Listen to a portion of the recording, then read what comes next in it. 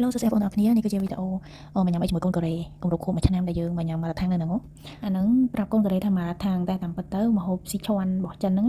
ប៉ុន្តែគេចូលចិត្តញ៉ាំអញ្ចឹងមកញ៉ាំអាសានោះមកអញ្ចឹងនិយាយទៅអ្នកគូឈ្ងោកញ៉ាំតែម្ដងគឺអត់មាននិយាយចូលគ្នាអីទេគឺថាសិតតែម្ហូបគេចូលចិត្តហ៎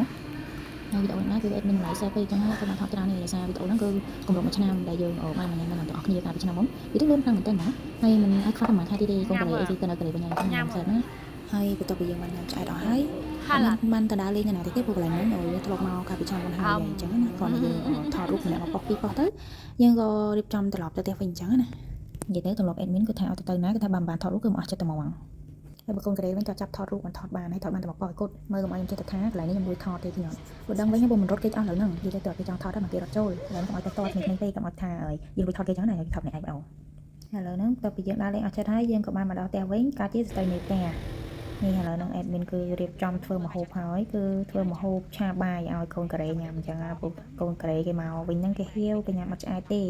ឃើញអត់បងប្អូនអរគ្នាជួយស្ត្រីមេផ្ទះមិនស្រួលទេណាមកពីក្រៅហត់ហើយមកដល់ផ្ទះវិញគឺត្រូវធ្វើម្ហូបទៀតតើបានដូរកៅដូរអីទេនេះនិយាយទៅមកវីដេអូទាំងអស់គឺអេដមីនខ្ជិលជាងគេវីដេអូធ្វើម្ហូបហ្នឹងហ្មងនិយាយទៅវីដេអូហ្នឹងអេដមីនថតឡងយូរ2 ម៉ោងអីហើយអេដមីនបានកាត់ណាថតឲ្យលុបចោលទាំងអស់សល់តែបន្តិចហ្នឹងហើយក៏ដាក់កាត់វីដេអូជាមួយមកទៅដោយសារវីដេអូនោះវាខ្លីដែរហើយអេដមីនគឺធ្វើម្ហូបប៉ុន្តែអេដមីនគឺថតរបៀបធ្វើម្ហូបទេគឺមានអារម្មណ៍ថាវាញ៉ៃដោយសារអេដមីនថតម្នាក់ឯងអញ្ចឹងទៅអត់មានអ្នកកាន់ឲ្យវីដេអូមានការពិបាកខ្លាំងនិយាយទៅអេដមីននិយាយត្រង់ហ្មងការធ្វើវីដេអូនេះគឺអត់មានបានដូចអីទេគឺគ្រាន់តែជាការឆ្លាញ់ទេហើយបងស្រីគាត់ស្ដីឲ្យរហូតហ្នឹងគាត់ថាដឹងធ្វើតែអីទេខាត់ពេលអីចឹងប៉ុន្តែអានេះដោយសារយើងជាការឆ្លាញ់អញ្ចឹងគឺយើងធ្វើអត់ហត់ទេហើយពេលដែលធ្វើហើយមានអារម្មណ៍ថាសប្បាយចិត្តពេលខ្លះខ្ញុំក៏ឆ្ងល់ខ្លួនឯងដែរហើយខ្ញុំគិតថានឹងជាមានអ្នកផ្សេងក៏ដូចខ្ញុំអត់ណោះខំប្រឹងធ្វើវីដេអូទាំងដែលអត់មានបានលុយមានបានប្រយោជន៍អីចឹងណាប៉ុន្តែមកសម្រាប់ខ្ញុំពេលខ្ញុំធ្វើវីដេអូចឹងខ្ញុំមានអារម្មណ៍ថាសប្បាយចិត្តអើយមានអារម្មណ៍ថាបើសិនជាវាបានអីក៏យើងទុកមើលឲ្យក្រោយទៅជាអនុស្សាវរីយ៍ពេលដែលយើងមានអាយុកាន់តែច្រើនទៅឬទុកមើលពេលឆ្នាំក្រោយ2 ឆ្នាំក្រោយ5 ឆ្នាំក្រោយក៏10 ឆ្នាំក្រោយអីចឹងទៅនិយាយទៅខ្ញុំគិតអញ្ចឹងខ្ញុំចេះតែខំប្រឹងធ្វើវីដេអូទាំងដែលមានបានអីមកវិញចឹងហើយគោលបំណងធំរបស់ខ្ញុំមួយទៀតហ្នឹងគឺខ្ញុំធ្វើវីដេអូហ្នឹងគឺខ្ញុំចង់ចែករំលែកបទពិសោធន៍របស់ខ្ញុំមួយចំនួនទៅកាន់អ្នកទាំងគ្នាក៏ដូចជាពីសប្បាយរីករាយក្នុងជីវិតរបស់ខ្ញុំចឹងណានិយាយទៅបទពិសោធន៍ជីវិតរបស់ខ្ញុំមិនមែនមានតែប៉ុណ្្នឹងទេហើយបើខ្ញុំចង់ចែករំលែកហ្នឹងគឺក៏មិនមែនជាត្រឹមតែប៉ុណ្្នឹងចឹងណាប៉ុន្តែដោយសារតែខ្ញុំជាមនុស្សអត់សូវចេះនិយាយហើយក៏អត់សូវចេះចែករំលែកថានិយាយបាក់បោះបាយអីចឹងណាចឹងហើយក៏ខ្ញុំបានធ្វើបានត្រឹមតែបន្តិចបន្តួចហ្នឹងឯងប៉ុន្តែខ្ញុំគិតថាថ្ងៃក្រោយទៅបើសិនជាខ្ញុំ